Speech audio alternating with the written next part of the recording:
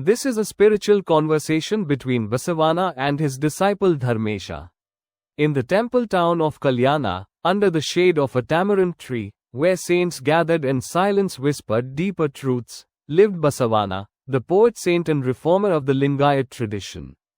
His teachings did not come from scriptures alone, but from the direct experience of Shiva consciousness in everyday life. One morning, as the fragrance of incense mixed with the breeze, Dharmesha, a thoughtful and often anxious young disciple, approached his guru with a question that had taken root deep in his mind. Guruji, I have heard people say that our thoughts shape our reality. If that is so, can positive thoughts really change our lives and make them better? Basavanna looked at him with a calm, radiant gaze and said, "Come, child. Let me not just answer this, let me show you." They walked to a nearby field where two farmers were tending their lands.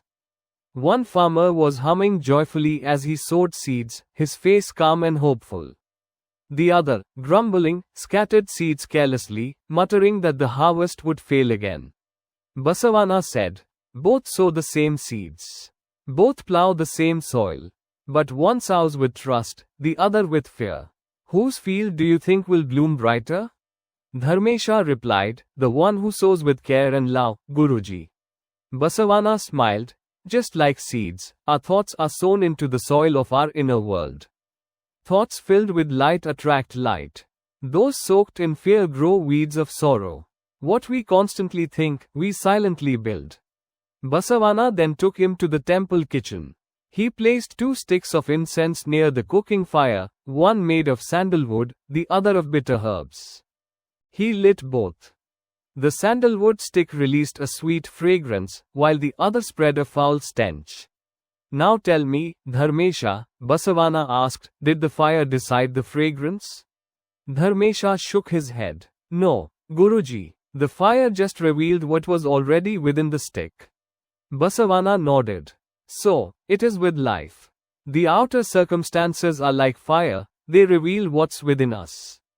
If your thoughts are filled with bitterness, life burns with bitterness. If your thoughts are fragrant with faith, patience, and joy, life smells like sandalwood." Finally, Basavanna took him to a clear lake. He asked Dharmesha to look into the still water. "What do you see?" "My reflection, Guruji." Basavanna threw a small stone into the water, causing ripples. "And now? It's distorted." Basavanna said, "Your life is a reflection of your mind. A peaceful mind reflects a peaceful life. A chaotic mind distorts even the most beautiful reality. If you want to see the world clearly, calm the waves within." Dharmesha stood in silence, the morning wind brushing his face.